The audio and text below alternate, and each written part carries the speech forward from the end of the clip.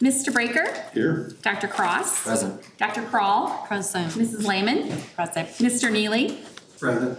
Mr. Roth? Present. And Mr. Red. Here. Please join me in the Pledge of Allegiance.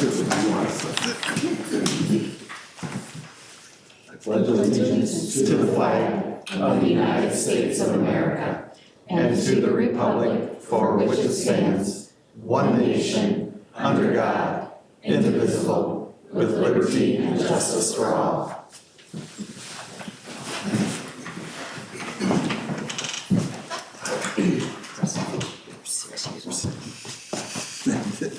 This is the time we have set aside for audience presentation. The Board of Education will take all presentations under consideration and respond at the latest by the end of the next regular Board of Education meeting. Please limit your comments to 5 minutes. Participants are expected to conduct themselves with civility and respect and follow the guidelines outlined in the board policy. Anybody here this evening care to address the board? With that, we will move on to reports, starting with the administrative reports. Okay, thank you, Mr. Breaker. We're gonna kick off today's meeting with a kind of heartwarming video that we did, and actually Andrea White constructed about our Red Wings program. And so Dr. Sanders is gonna cue that up. We're not gonna show you the whole video. I'll share it with you in a link. It'll be on our YouTube channel. But I thought we'd start off with just a little bit of that, an excerpt of that, maybe 2 or 3 minutes. It's about an 8-minute long video, but you'll want to see the rest of it, I think, after you see the first part. So with that.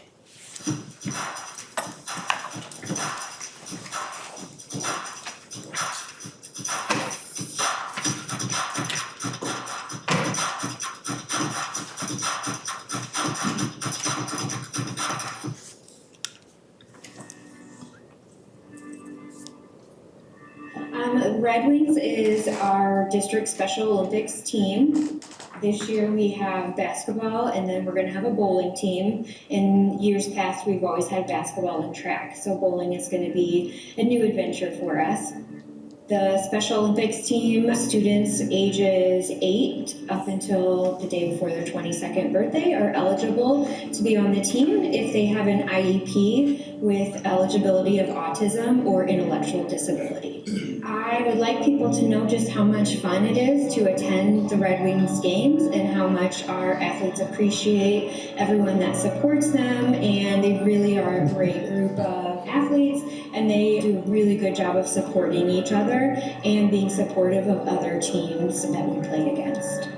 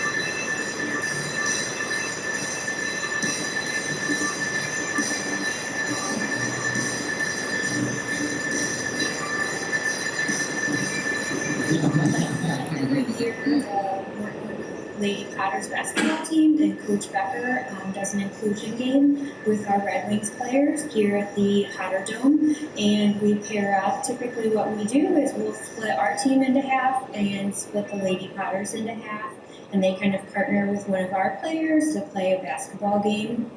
6th graders from Lincoln School come and support the students. This year we don't have any 6th graders that take place in the Special Olympics Red Wings, but oftentimes we do. Or former students from Lincoln have taken part in that before, but the kids from 6th grade get a chance to support them by making posters and cheering them on with the tunnel and just being a part of the organization themselves. they help out with running the scoreboard and announcing for our team. And it's just really is a really fun game to watch. And for a lot of our athletes, they get to be cheered on by their peers, which is really special for them. And it's always a really good time. I chose to come back to be a basketball coach for the Red Wings just because I love to see my students outside of the classroom and then reconnect with students I previously serviced and to see all of their happiness and excitement to play something that they enjoy.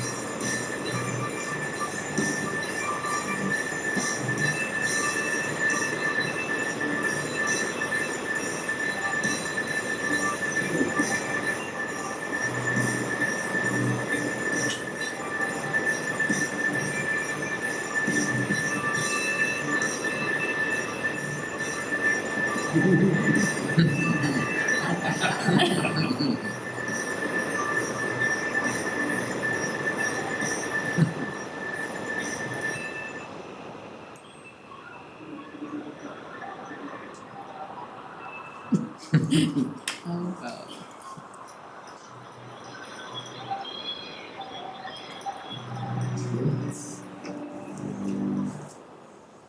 All right, so we said a lot of that.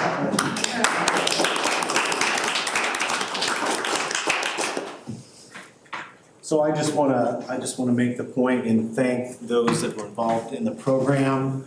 So many, as you can see, so many students, so many staff members make that possible, and the way it has grown over the years, it's just been incredible.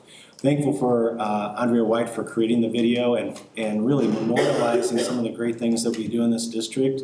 And that's a video we can show for years to come.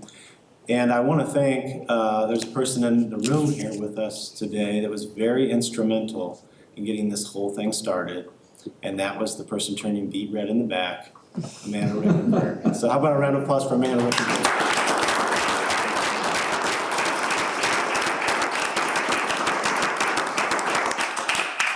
Thank you, Amanda. You're going to be missed. Okay, I have a few, I would say, kind of quick little information, bits of information for you, and then we've got a couple presentations that we're going to see today, financial presentations.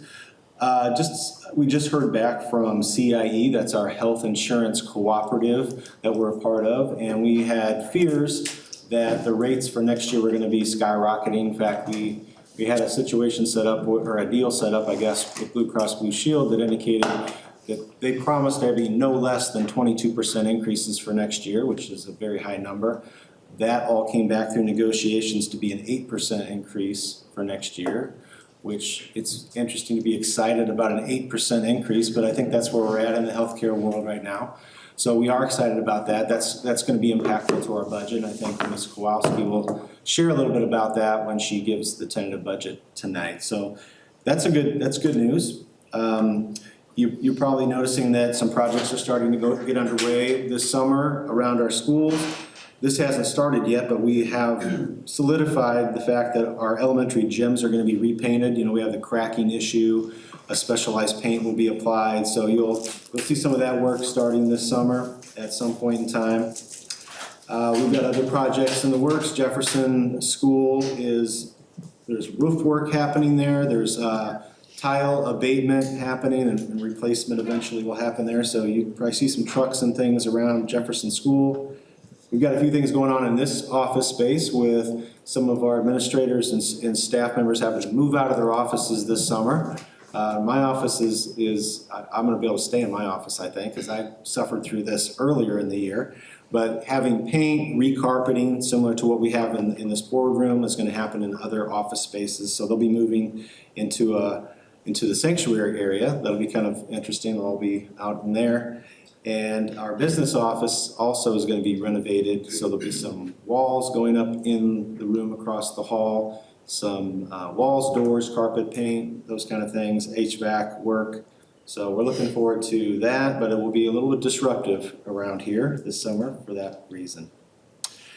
We have a district garage sale, as we normally do, planned for June 17th. That's Saturday, June 17th. So if you're looking for some good deals on desks and file cabinets or all kinds of random things, that's kind of a way we give back to the community. We also unload some things that we no longer need, so it's kind of mutually beneficial. That's on the 17th. We'll have information going out about that. Yesterday, we met with our architect. Mr. Breaker was in this meeting along with Scott Jones and a couple, Dr. Sander, Rodney Shook was in the meeting. Kind of looking again at we looked at the preliminary designs of the high school and the potential renovations of locker rooms and canopy entrance widening and all the different possibilities. We had several designs we talked about at our committee of the whole meeting on the 23rd. And so our architect took some of the feedback that was discussed on that evening and kind of digested it. We came back and showed him some of the locker room areas, the PE locker room areas, which were across the hall. We really didn't address those initially. So he wanted to come take a look at those. We had some other ideas about what we could potentially do with the canopy entrance and expanding that.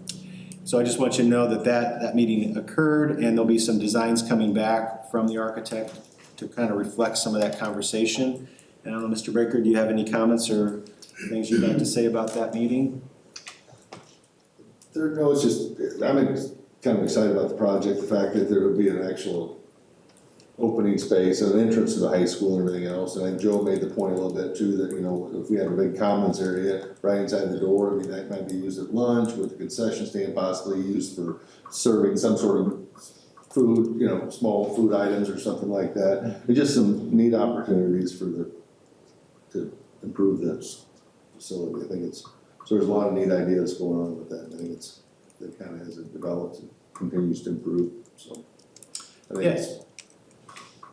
And in the meantime, the goal is to equalize the locker room situation, to address the Title IX issues, and we won't go into the history of why that all happened with football being one of the locker rooms and it being unequal in size, but that's something we're going to try to remedy through this potential project. We'll talk about how do we pay for all that, or what would the cost be. We'll get cost estimates, of course, from our architect when some of those plans get narrowed down and we decide which to go with. I think we're looking at potentially $3.5 to $4 million project, depending on what we end up with. And so funding that, paying for that, is certainly going to be something we're going to have to talk through, and we're going to start that conversation tonight.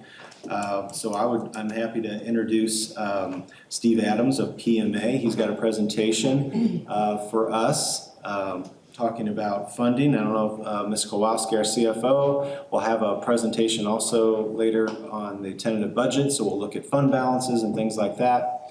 And with that, I'll let you take the floor. All right, well, that was a great segue there. I appreciate you guys having me in this evening. Again, my name is Steve Adams. I'm with PMA Securities. In the interest of brevity this evening, I will not be going over all 28 pages, so there's that going for us. Just a little bit, the first 15 or so pages is about PMA. We've served as a municipal advisor to the district in the past. So we've, basically advised you upon bond issuances, different debt issuances and the like, and would like the opportunity to do so again, should you decide to undertake anything after these conversations that we're starting tonight. And the next part in the presentation is just about the sale, the different types of sales of the bonds, which it might be putting the cart before the horse here. So I want to start, and I think only one board member has been here for a bond issue and a little bit longer, maybe a little bit.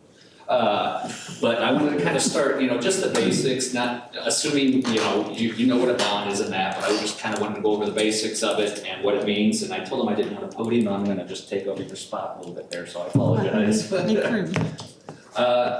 If we want to start on page 15, I guess, that's where I think the conversation can start here this evening.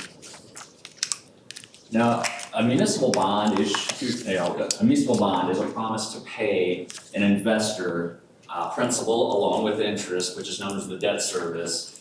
And typically, these are done on a tax exempt basis for municipal and school entities such as yourself.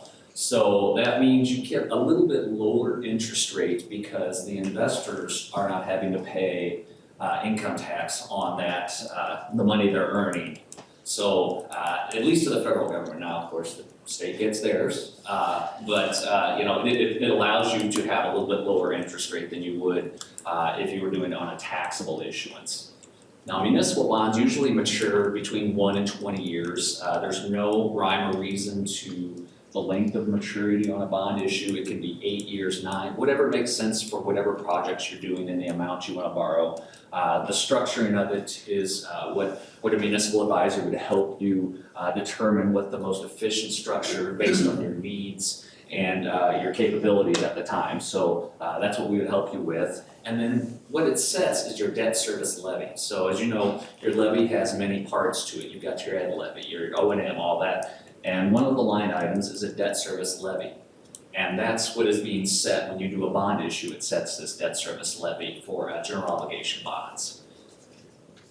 On the next page, kind of goes into what general obligation bonds are. So you can do them via referendum. There's non-referendum GO bonds that we'll talk about here on the next couple of pages. And then there's others that you can pledge alternate revenue sources to. If you had, I don't know, any other kind of income that you had that you could pledge towards them on an alternate revenue bond, you would pledge that, but then it would be backed up by the levy. So if you, whatever it is that you're pledging might fall short, you've got that backup levy to make up the difference, should that happen. There's debt or lease certificates, capital leases, and tax anticipation warrants, which are just done for short-term cash flow borrowings. Should the levy not be collected in time by the county. We've had some instances of that where the tax bills go out really late and the districts need to make payroll or whatever, so they do these TAWs. But that's not the situation you're in today. But I just wanted to show the different types of borrowings you can do. Now on the next slide, what you've got here is kind of being a tax cap county, you've got what's known as the debt service extension base. And what that is, in 1998 it was set. So any bonds that you have on the books for the 1998 levy that were not referendum approved set your debt service extension base. And as you can see at the bottom of the page there, your original debt service extension base was $528,543.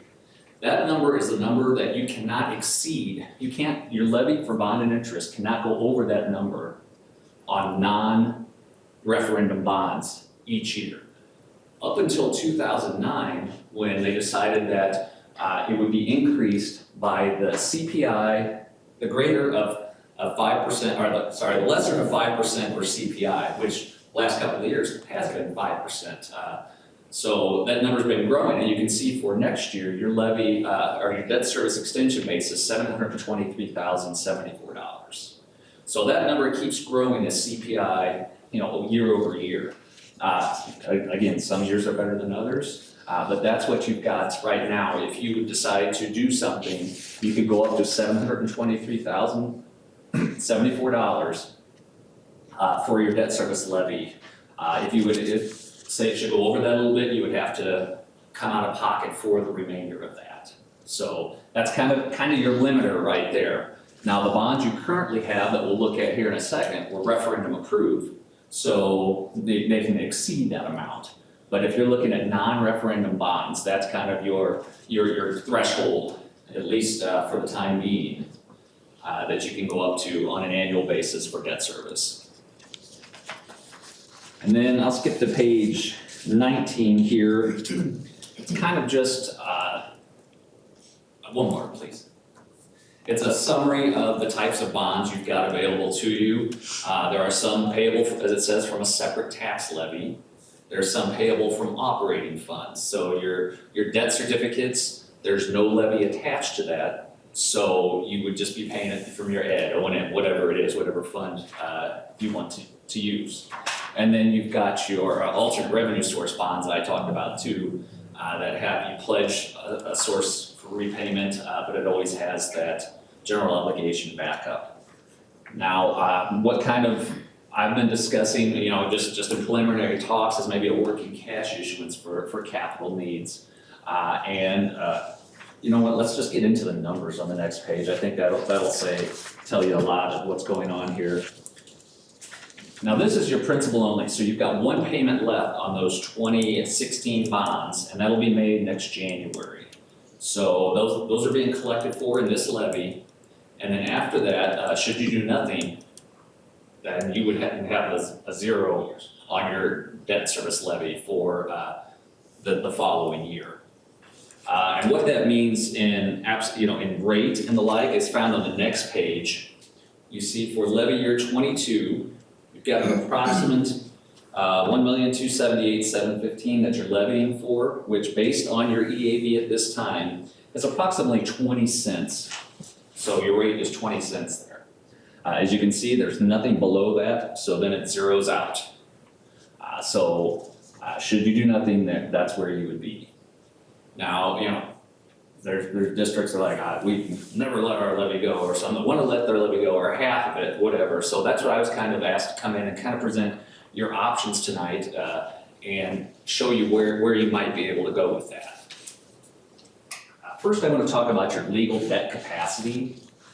Now that's 13.8% of your total EAV. So this is your EAV, without taking out TIF, without taking out any enterprise zones, whatever it is. This is the ability you have to do, that you can do in debt. And you're at about $87.8 million that you've got the ability to do. Now, I know there's not the desire to do that, but you have that ability.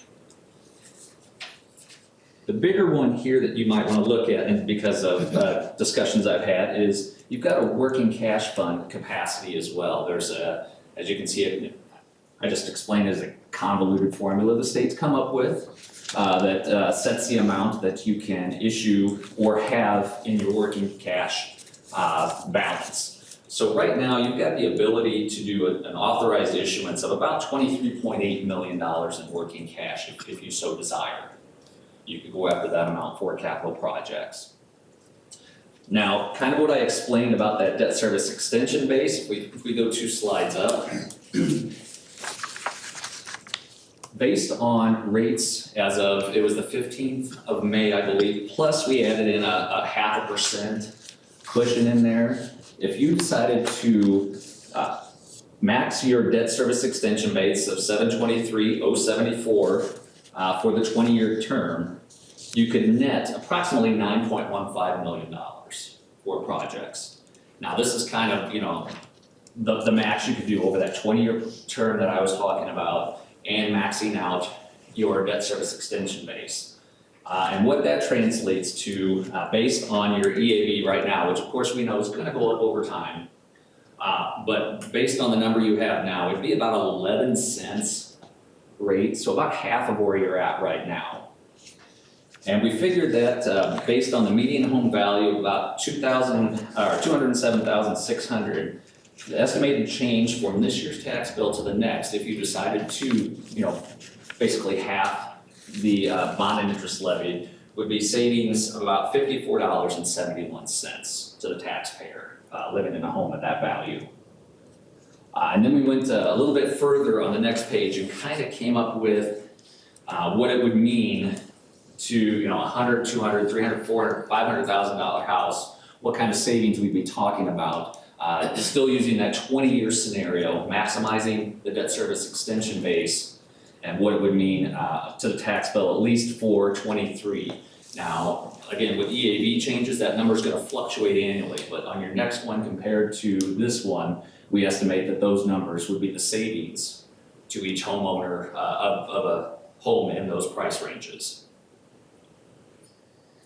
And that's kind of just a snapshot of where you are right now. I know, I'm assuming there's some questions, and I know you've got some thoughts on projects, but does anybody have any questions about where you stand right now and what your capabilities are moving forward?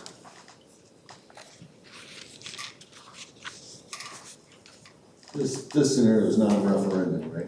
That's correct. That would be a working cash issue. It does have a 30-day waiting period on it, so you would have to announce your intent and set it out there for publish in the paper, and then we'd have to wait 30 days to be able to do anything. And if no petitions are received, then you've got the authority to issue. And if we don't do anything, we issue any further bonds, then those numbers are all gonna double. That's correct, Because yes. we're going from 20 to 11. Approximately, but yeah, you're right in that, yeah.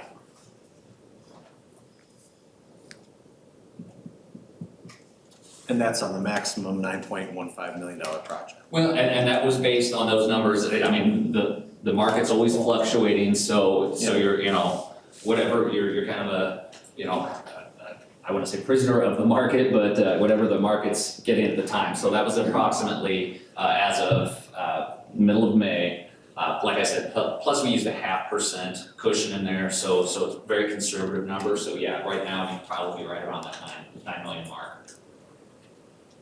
And again, you can shorten that, that amount, and either leave it to 20 years and bring the rate down even further, or what's a more efficient vehicle is shorten it as much as you can to stay under that DSEB, but as close to it as you can, and just keep it as short as you can, of course, to cut down on the interest expense you're paying on that bonds. And the numbers you showed didn't take into consideration, we have been abating some of the bond payment in these last. Correct, that's levying for the whole amount. Okay. Which is about half, like I said, both in dollars and, that translates into rate of what you've been doing in the past, the years that you did not have the good fortune to be able to abate any. And the bonds that are getting paid off were referendum based, correct? Yes.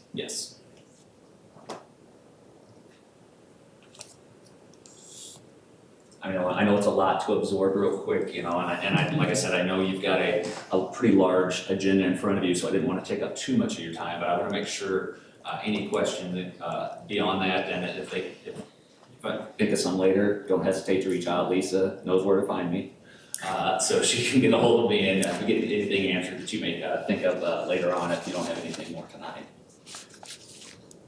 Okay. Any other questions for Mr. Adams? Thank you so much for your presentation.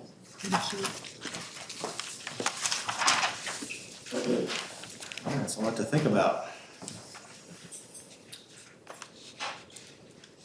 All right, next up, we have Ms. Kowalski, our CFO, who has the tentative FY24 budget to present to us tonight. Hello. So I always do this presentation first saying, this is tentative. These are without our final numbers for this year. This is just projecting, obviously. But I do my best at this point in time to give you an idea of what next year might look like and what this year ended like, okay? So the first page, the top portion, it says tentative budget. I apologize, I did not remove the word tentative. That is our actual budget for this current school year. So those are the actual numbers that I projected way back in September or October, whenever you approved that budget. So that is actually what the year would end like. That's never accurate, obviously, it's a budget, but I try to get as close as I can. So the bottom is our preliminary actuals for this year. And obviously, again, doesn't include a couple APs that we have coming up, which would include some construction payments. Once I get those invoices, it doesn't include payrolls, that are coming up, so just keep that in mind. But I tried to factor those numbers in as close as I could, but I don't actually know those numbers till it happens. But a couple things I wanted to point out to you, though. If you notice in the O&M fund, The next one? no, go back. Sorry, I was just waiting because I wanted you to be able to hear. So, in O&M, there is actual revenue of 6.8 million, but if you notice up top, our actual budgeted revenue was only that 5.2. If you remember, we got that extra CPPR this year, and we put it in the O&M fund, and that was 1.6 million, which makes sense. Another thing, and I put the arrows there and I put the little note, as always, I say this every year. I don't know what payments are gonna happen in the next 3 weeks, but I usually have a carryover or a sizable carryover between the fiscal years, even though they're this summer projects, they're not coming out of FY23's budget, because we don't have the work done and we're not gonna pay till it's finished. So that's why that number is so off. So it's showing I should have been negative 1.8 million in O&M, but I'm actually up 600,000. So that's the reason behind that in the expenditure side. Okay. And the next one. So then I always give you a preliminary look at what the end of the year fund balances might look like. Our baseline minimum is that 180 days. That's the board's policy. And obviously we're above that. Now, remember that 534,000 is not taking into consideration all the payments that I'm still gonna make. So that's gonna bring that fund balance down a little bit. And the number of days of reserves fluctuates year to year because it's all dependent on our total expenditures for that year. So one year we might have a lower number of days of reserves in the O&M because we're not having many projects, or no, we have a lot of projects. Next year might be lower, so our fund balance might look higher. It varies year to year, so just keep that in Don't you mind. normally estimate what our days in reserve is gonna be when we do the budget? Well, yes, you mean did I do that when I Yeah, presented? so like how close is our preliminary end of the year balances in each fund compared to what we guessed it was gonna be when we approved the budget? I can get those numbers for you. Well, I could too, it's probably somewhere in there. Yeah, I don't know if yeah. you knew it off the top of your head. But yeah, I don't have that off the top of my head. I mean, I know that we're within reason. I can't tell you exactly, but we're not far off, for sure, yeah. Okay, the next one. So then this is our tentative budget for FY24. One thing I wanted to mention, and Dr. Smock already said, the great news about our insurance. I was so happy to hear that. We just got that information today, so obviously I did not update the presentation. But the Ed Fund expenditures column, we can say about $322,000 less in expenditures because of that reduction. Because when I did this all together, it was a not to exceed 22%. I went with 22% because why wouldn't I? So when I factored it in, that reduction down to 8% reduces our expenditures 322,000. So these numbers are going to look different when I present this to you again. That's a big reason why that one will. The other thing I wanted to point out, the IMRF fund, the Municipal Retirement and Social Security, showing revenue of 109,000, but keep in mind that is the fund that the rate changes in the middle of the year, January 1st. So I don't know what that's going to look like. That number might not be what it's going to be. So, and then one thing I wanted to mention to you too is that CPPRT, as you know, I keep saying it, I don't know where that stands, but for this purpose, I budgeted 2.5 million, which maybe you might say that's too conservative. I'm not sure. It used to be in the 1.5 million range. This year it was 4.1. I've been told it's definitely not going to be near that. So I budgeted 2.5. That could end up being higher. It could be right on the nose. Again, year to year, we're never going to know that one, unfortunately. So. So this is just a quick summary of the projects that we have for FY '23 happening in summer 2023. Very familiar, all these things are going on. And then the bottom portion of it shows you what I am projecting my budget to look like next year. And I'm factoring in 2.495 for total capital and maintenance projects. And that includes health, life, safety issues that we're taking care of due to the reports that we just had done, roofing, STEM labs, flooring, asbestos, HVAC. So it's a number of things that are taken into consideration there in that number. And then as I mentioned earlier, that number will increase due to the rollover of the projects or the amounts that I need to roll over into FY '24 to cover the costs. Okay. And then this one is what our fund balances might look like at the end of June of 2024 after this next school year. Again, you can see the the reserves, days in reserves, very healthy in all the funds. Transportation is at 210. I'm eating into that a little bit there. We're still okay, we're above that 180. In future years, maybe, unless I decide to do it this year and I kind of talk through that with you at the next presentation, I can always reallocate some other funds in order to cover that. It's just not an area where we make a lot of money. We don't bring in a lot in transportation. So I might have to take some CPPRT money in the future and put some there in order to make sure we don't keep eating away, because obviously we don't want to go below that 180 days. So. And then the next one is just a picture of what our fund balance projections look like. Just so that you know, in 25 and 26, I use 2% for CPI. I don't know how far off I'm gonna be on that. I have no idea at this point in time. But I went with a number that was closer to what we're used to seeing, in case things get back to normal. I don't know what that'll be. But I just want you to know that's what I used when I was doing these projections. And then also I used an estimated 4% for salary increases. I don't know where that's gonna land. As you know, negotiations are next year, so I have no idea where we'll be. And then the O&M fund does not reflect CPPRT income in 25 and 26. Again, so those funds might look a little bit better as we get closer, but the further out I go, the worse my projections are always gonna be. But I do my best, so. Any questions?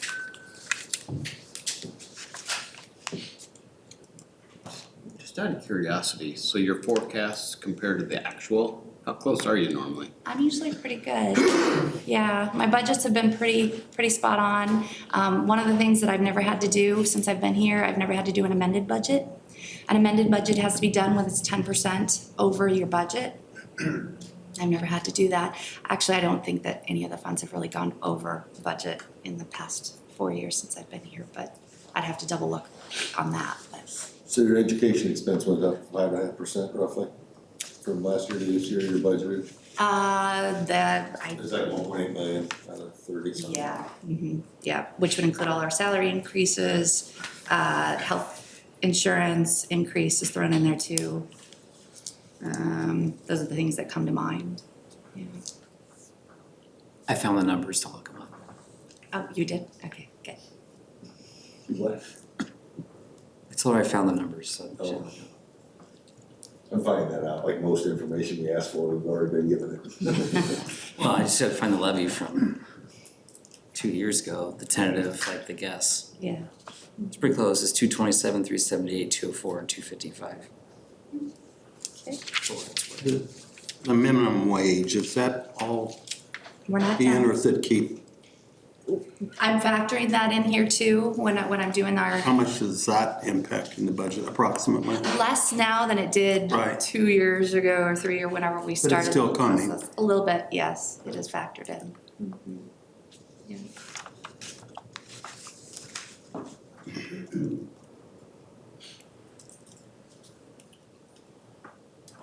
Hey, any other questions?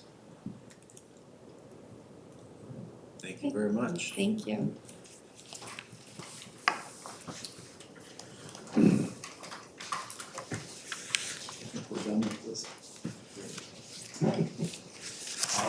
that concludes my report for this evening. Is there any other questions? All right. Thank you. Moving on to the president's report, which doesn't exist, so board member input. Do we have any updates on the superintendent's committee? So the policy committee met and we're gonna approve some of that and their action items, correct? Right. And the facilities committee did not meet since the committee of the whole. So. Anything with agenda building? Any input? Craig sent out the student data report from last August. And so I don't know if anybody had a chance to review that to see if there was anything added to that or anything else. I think he's gonna report on that in August again, correct? Yeah, we just got SAT information back today. So if we're looking for a report that contains all the data from this past year, on top of whatever else you'd like it to include, then we should wait and get an opportunity to kind of digest that and report back. Again, last year, Dr. Teeter reported on that in August of 2022. So if you'd like to do that same thing again, but if you look at the report and you decide, I'd like to see something different than what's on there, then let us know. Of that data, what shows up on the school report card? Because we see that by building. Is there, can we have a little bit more of a breakdown by building? Sure, On reading sure. in those areas? So you want to see what? That's just me. So what shows up on the school report card? Probably all of it but MAP. So MAP data for our elementary wouldn't show up on a school report. But IAR, SAT, am I forgetting one? 8th grade PSAT would not show up on the school report card, but the 9th grade and 10th grade do. Is there anyone else interested? Otherwise I can just, yeah. I think we gotta be a little careful what we get information, so we're not pitting school against school. But it's out there on the school report Right, card yeah, that it's out there. everybody If it's sees. public, it's public, but I'm saying some of that, I mean, I think we can assume that the admin will use it for their reviews and such. Something else comes to mind, let me know. I have a question. In just thinking about these standardized tests and what they are reflecting, just a portion of what our schools are teaching, at least at the high school level. Is there any kind of standardized or repeated assessment of our kids in areas that are not college bound or more traditional things? I'm just thinking, personally, my son took the ASVAB and I was amazed at the various skills that could be evaluated that maybe our traditional testing methods don't reflect growth, but we have teachers focusing on mechanical skills, those different, less traditional textbook, different curricula. I'm formulating this on the fly, but just wondering, is there any way that we could equally recognize our students' growth and measure that? And then also, of course, applaud our faculty for things like Skills USA that reflect, wow, we have this entire wealth of education going on that perhaps we aren't able to measure, but if we were, what would that look like? Then we would know if we were improving or not, or meeting needs. So if you have any feedback on that, that in the future, that would be of interest, I think, to the community schools for our students. Yeah, that's a great question. You mentioned the ASVAB, which I think is one of the more well-known tests that test things like career technical propensity and a lot of practical type workplace questions. So we'll look into that. That's the one we know the best, but we don't give it to all the students. That's mostly for military entry. So we'll look and see what else is out there. I know there are other assessments out there that exist. Whether we'd want to give them to everyone or whether certain kids in certain groups would participate in it would be something we'd want to talk about. But let us do a little background and research and we'll get back to you on that. Yeah, just thinking the PSATs compared to the SAT, correct? Correct. If there were something pre-ASVAB or technical aptitude testing, and then we could measure what our high school has been able to help those students with. Okay, we'll look into that. Thank you. Is there any kind of information that we could look at, maybe mid-year growth, instead of when the whole year is over, you're looking at it, and even then, it's somewhat outdated. I don't know, is there things that we measure beyond the map that we could look at mid-year?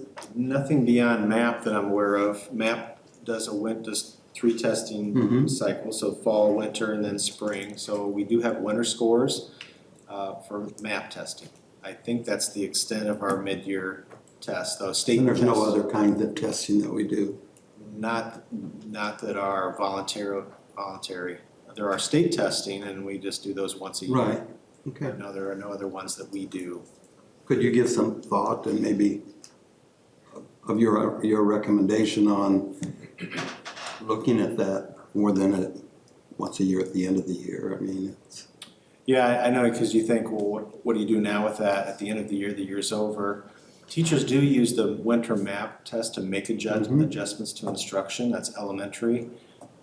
Even with the winter scores, they're not necessarily statistically significant or accurate because it is a mid-year score, but it's at least some sort of benchmark for teachers to know where their students are. We also have to be mindful too of over-testing kids and Right. to the point where we spend a lot of time taking tests and not so much time instructing kids. So there's a balance there, I think, to strike. I totally agree with that, I but don't wanna overtest because I already know that at least 6th grade went through all kinds of stuff. I'd rather them learn instead I of, totally agree with not over-testing, but if data is there, from things that I'm reading, that is what some schools do. When they're looking at data, they try and find a mid-year yardstick as well. I have always assumed that the teachers look at what they're doing to help give individual to help Totally agree improve. with that, but we have a responsibility from the standpoint of monitoring. Right, I get that. But I agree with what let's not over-test. But if the data's there, we can share it. It's a balancing act. Sure. Okay, we'll look and see what's out there, maybe what other schools do in that regard. Craig, we do the benchmark assessment as well for rating. That is given 3 times a year, and that's a K4 for sure, and then some students in 5th and 6th grade that are struggling will also get one every 1 year. There are progress monitoring for our MTSS students that's way more regular than once or twice a year, probably every 6 weeks. So for kids that are behind and we're trying to catch up, there are a lot more universal testing points to Mr. Rudd's comment. Our teachers obviously assess, and then based on the assessments, now that's not universal because obviously Spanish will give an assessment that physics won't, but they do use that to guide, but that's not helpful, I understand, for what you're suggesting.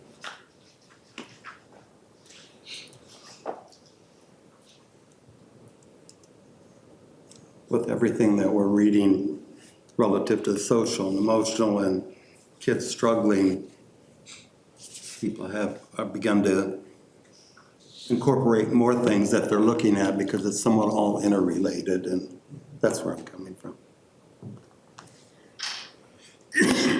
Okay, we'll do some research.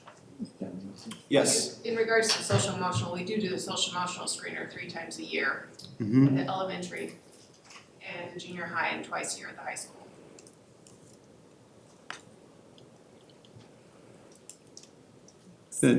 And I may have misspoke.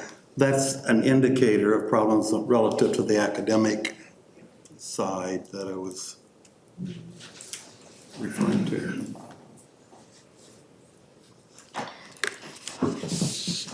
Any other items for agenda building? One thing we have not done is finalize our committee assignments for the coming year, and we need to do that by the next meeting, so, I might be reaching out to a couple of you to see if you're interested, or, so. Sounds And if you have anything specific Diane, I know you like the policy, so you don't wanna give that up. It's good reading for Whatever you. is most helpful to the board, I'm happy to serve. You're our spokesperson, so. I know this coming year, we talked about an ad hoc committee of extracurricular mission. What is our mission when it comes to extracurricular? Are we meeting that mission? I know Slayman is interested in being on that committee, is that correct? Yeah, you'd ask and I'd be happy to do that. Okay, and if there's someone else that would be interested, just include that on our list. Facilities, finance, policy, teaching and learning, the other committees, and so keep those all in mind.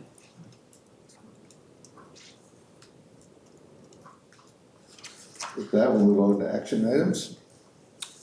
These first two action items have to do with renewing approval for some tuition students that we've had this past year. So they seem similar. The first, I just want to give some clarity to what they are. The first one, action item A, involves 3 students from Tremont. That's where Tremont School District is paying us tuition to take students into our RISE program.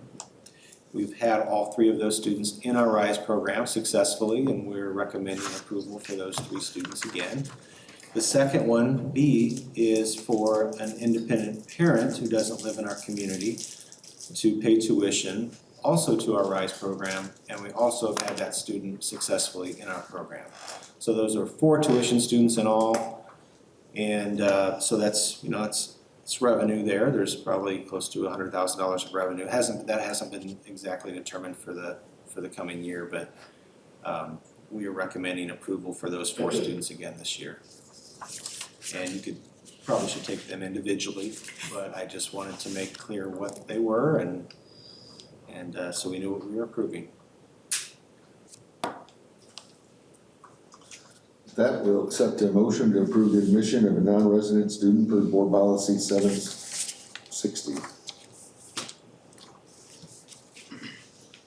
Move that the Board of Education approve the admission of the non-resident students per board policy 760. Second it. Any discussion? I guess my question, you kind of mentioned the dollar amount, is that exceed our expenses or close to our expenses incurred with that's a little tricky, because if you don't have to add staff, We don't feel like we've had to add staff. There's certainly curricular materials and things of that nature. There, in some cases, there may be aides that are required, but I believe that they are paid for by the district when needed. So that's a separate cost that gets paid for, apart from the tuition. So for example, the 3 students from Tremont needed an aide, Tremont would pay for that aide separately from all that we're talking about with tuition. So it'd be hard to think that we'd ever be spending more than the tuition dollars, and we feel like it's a net revenue for the district. And it enhances our program. The more participation we have in some of the classes, it really enhances the classroom environment for all students. So that's the other advantage to it. Appreciate the explanation on the aides. I often wondered about that. yeah. Sure thing. Because we want to be good neighbors, but at the same token, this is, we have a responsibility to the taxpayer, so. And transportation is another cost that is not on us either. So. Any other discussion? Valerie, call the roll, please. Dr. Cross, Yes. Mrs. Lehman. Yes. Mr. Rudd, Yes. Mr. Breaker, Yes. Dr. Kroll, Yes. Mr. Neely, Yes. and Mr. Roth. Yes. Now accept a motion to approve the tuition request for the 2023-24 school year. I move that the Board of Education approve the tuition request for the 23-24 school year. I second that motion. Discussion? Valerie? Mr. Rudd. Yes. Mr. Roth. Yes. Mr. Breaker. Yes. Dr. Cross. Yes. Dr. Kroll. Yes. Mrs. Lehman. Yes. And Mr. Neely. Yes. Now accept the motion to approve the revised policy updates as presented. I move that the Board of Education approve the policy updates as presented. Dr. Kroll. Yes. Mrs. Lehman. Yes. Dr. Cross. Yes. Mr. Breaker. Yes. Mr. Rudd. Yes. Mr. Roth. Yes. And Mr. Neely. Yes. Now we have a discussion, oh, whoops. Accept a motion to approve the changes to the handbook for the 2023-2024. Move that the Board of Education approve the handbook changes for 23-24 as presented. Support. Discussion? Can somebody give us a brief overview of the highlights that we should have read? I like the picture. I think that helps clarify. I like what you were saying. Yeah. I would like to have a little better picture, but at least that was good. Something. Yes, it was good. I think that helps clarify. The shoulder to shoulder was a little confusing, but the picture I think made it, and then, a third and trying to figure out where the third comes into play. The third of a thigh, that was also a little confusing in some of our volleyball, I don't even think is a third of our thigh, so something to think about as well. But I think the pictures help is the whole point. And the dress code's intended for everyday school day dress, not necessarily athletic dress. Our wrestlers probably are out of. Yep. And swimmers definitely are out of dress code, right? Right, understood. Just want to make sure that we were clear that there's a difference between daily and athletic. Yep, that's true. So, but the rest of it looked pretty good. Watches I never would have thought about, so. That's the era that we're in. Dr. Teeter, you want to give a synopsis or an overview or? Sure, the other than the dress code, which I know we spent quite a bit of time talking about, the attendance changes just were really designed to be more uniform across the district. If you're a parent and you tried to read our previous attendance policy, I think we did a lot of updates and maybe didn't clean up language in paragraphs we weren't updating because it was a circular event. And so the administrative team spent a lot of time making sure that was consistent across the levels and that it wasn't repeating itself over and over and over again. I think it's a much more coherent section. The watches, again, it can be a problem because they act just like a cell phone, and so that's why the language was added for that. And then there was some real minor changes just with the activity code. There were some activities that we have that just weren't in there, and so we just added those in there. Thank you. And I commend Dr. Sander for his perseverance on the dress code. I think he took 3 full cuts at it, but then ended up hitting a double in the end, so good job. Thank you. Yes, I too would like to thank everyone who gave input to the dress code, and we're hoping for a more equitable dress code, and also just setting a standard for our students to follow. As we discussed it several times, there's an entire spectrum of dress codes across our country, but thinking about it from even a military perspective, the new recruits wear an official uniform that represents what we would like for them to represent and become. And so we have to have at least that in our dress code. So we don't have anything as formal as the military, but we do have a goal for our students to aspire to, which is, I think, the most important part of it. So thank you for everyone who persevered, and we'll see how it plays out. You had some effort in it too, so thank you for that. Any further discussion? Valerie, call the roll. Mr. Rudd. Yes. Dr. Cross, Yes. Mrs. Lehman, Yes. Mr. Neely, Yes. Mr. Roth, Yes. Mr. Breaker, Yes. Dr. Crawl. Yes. With that, we'll accept a motion to approve the consent agenda as presented and take note that the personnel report has been removed from the consent agenda and says will be approved after closed session. So, So moved. Second it. Dr. Cross, Yes. Mrs. Lehman, Yes. Dr. Crawl, Yes. Mr. Neely, Yes. Mr. Breaker, yes. Mr. Rudd, Yes. Mr. Roth. Yes. With that, we'll accept a motion to enter closed session to discuss personnel, purchase and sale of land and negotiations.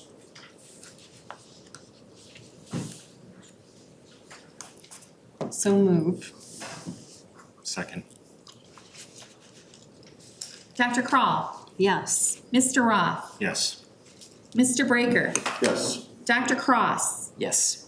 Mr. Neely, Yes. Mr. Rudd, and Mrs. Lehman. Yes. That will take 5 minutes to tear down, so, thank you.